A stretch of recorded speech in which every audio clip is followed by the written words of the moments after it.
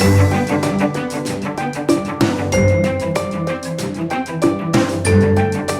are live at NetSuite Suite World 2018 in Las Vegas. I'm Michael Krigsman. I'm an industry analyst and the host of CXOTalk. And I'm speaking with Tony Drockton, who is the founder of Hammitt. Hey, Tony, how are you? How you doing, Michael? Good. So, Tony, tell us about Hammitt. Hammitt, we're a Southern California-based designer handbag line, rapidly growing, and we just celebrated our 10-year anniversary. Congratulations. So, handbags, you've been growing rapidly. How fast have you been growing? Last 4 years, about 40% a year. We just broke 800 points of distribution in the U.S. Primarily, we sell through our retail partners in the wholesale channel, and our online direct-to-consumer, it's grown about 300% year over year. Wow. So it's an extraordinary growth rate. You know, I think the obvious question is, how do you manage a business that's growing that rapidly? You know, I mean, because it's been 10 years and the rapid growth's come on the tail end, I think the key was a strong base. Luckily, the Great Recession held me back for 5 years, and I was able to really block and tackle and get ready for this spurt over the last 4 years. And I think it starts with great people. Obviously, we've got some processes in place, and then the product, it has to deliver. A big part of your success is the relationship that you have with your customers and your community. So tell us about that.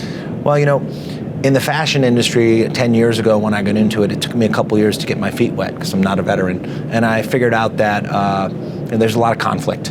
And everybody thought they were fighting over the same one customer. I took a different approach, and I embraced retail partners, both in wholesale, online, offline, always with the vision that the customer is the most important person, and developed a business philosophy which was all about that customer. So we like to say that at Hammitt we have what's called price integrity, brand integrity, and product integrity. You know, kind of what you see is what you get. My goal is if two Hammitt fans are on a plane sitting next to each other and they compare notes, they share the same story. If I get to that point one day, to me it's kind of almost the holy grail. We hear a lot of companies talk about placing the customer in the center, but it's really hard to do that. So in a practical way, what are the steps or the issues that you address in order to make that happen? Well, I think the customer is a little bit of a wider term at Hammitt. To me, it's the artisans that make the bags. They're my customer. First, I have to make sure they believe in the vision. It's the team members in the company. They're also my customer. I get them behind that ultimate goal of who we are. And then with great product and a great team, finding people out there that can sell, that can carry our brand, and that can really deliver on that vision every day, that's the third hardest step. When you get all three of those, the rest takes care of itself.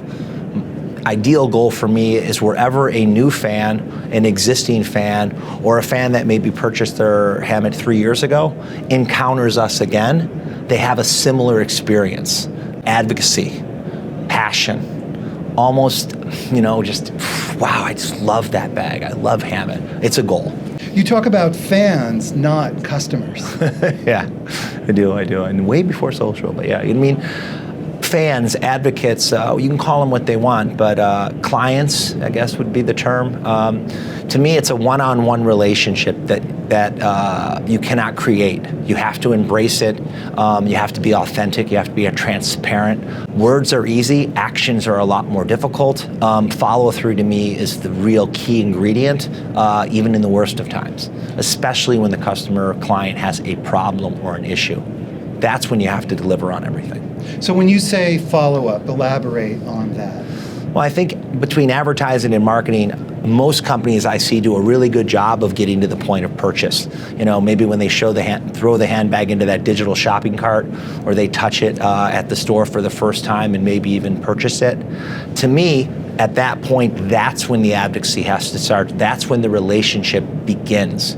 The minute they put the bag on their arm and they walk out of the store, or they open the box at their house, that's where the work really begins. Because then what is it you're all about? Are you delivering on those promises?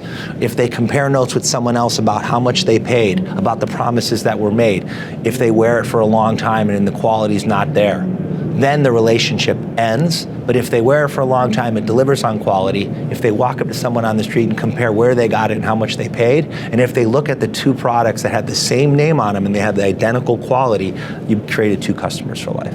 So the brand equity, how does that connect to this fan relationship that you've just been describing? Well, I mean, I think I'd like to say we have a lot of brand equity. We're a fast-growing brand, but we're up against some much better known brands. But I think brand equity can only be earned; it can't be purchased. And I've always believed that. And you earn that with the efforts that you do every day with, again, those customers, the team members, the artisans, everyone. And as it builds and builds and builds, it just kind of takes care of itself until you reach that Malcolm Gladwell tipping point, and then all of a sudden you're an overnight success that took 10, 20, 30 years. How do you compete against these larger companies? When I think of the word competition, again, it goes to that limited pie. Instead, I really think about it more embracing or trying to become part of that conversation. If you're really looking at somebody as a competitor, by turning that relationship around and seeing what are they doing right. So we've embraced the European model of the designer world, the luxury world, which, it's price integrity, brand integrity, product integrity. It's design and craftsmanship first, brand second. Taking care of that customer, said well after the first time they encounter your brand. We've embraced that model, and that takes years, centuries, probably beyond my lifetime to really become even a deep part of the conversation. Right now, we sit next to some of those brands and a lot of our retail partners in the US, and to me, that's the start. We're part of that conversation. So you're focused on really substantive values as opposed to flash in the pan social media. We really are. We really are. And it took 10 years to get where we're at. When I launched 10 years ago as an entrepreneur, I'm a quick start guy. I like to think I'm the quarterback with the 2-minute warning. We're behind, hurry up offense, 3 plays, and I'm go as an entrepreneur. And then I had to slow down about 5 years in and realize this is going to take a lot longer than I thought. We've been talking about brand building, but that's different from managing a fast-growing company. Yes.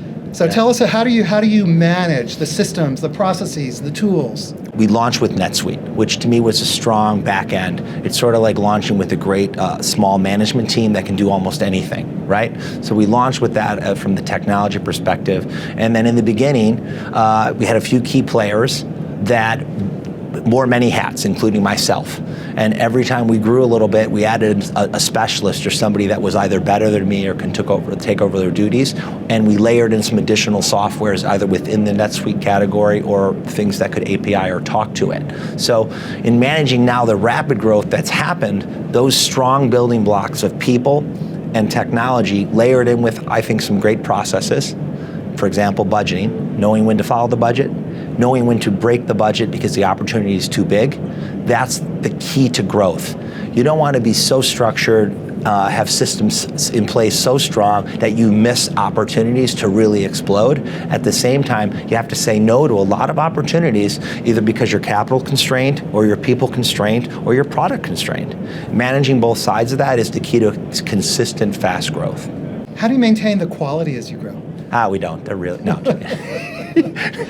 I'm sure you just sort of let it go seed and quality? What's quality? Happens, hey, We actually have a lifetime no question warranty. Shameless plug. We don't just say it, we mean it. We replace bags, we repair bags for any reason, anytime. It's an old school model, isn't it? Some great brands of the past did it. To ensure quality, we pick great partners to make our bags. If you have to have an inspector on promise for your artisans that are making the products every step of the way, you need a new partner. So we sifted through a few in the beginning. We found one great partner that really creates every bag by hand, one at a time, not just for us, but for other global brands. And to be honest with you, it's just turn on and go. We're very lucky. We like to say when we design a Hammitt, we start with our own signature silhouettes. Then we wrap it in the softest Italian leather, layer on some functionality and versatility, and then we put our signature rivet detail on it so they're distinct, and all of the quality of manufacturing that lies on our partner, and I trust them, and I trust the company that they're with. Okay, Tony Drockton, Thank you so much, and congratulations on your Michael, success. thanks for having me here.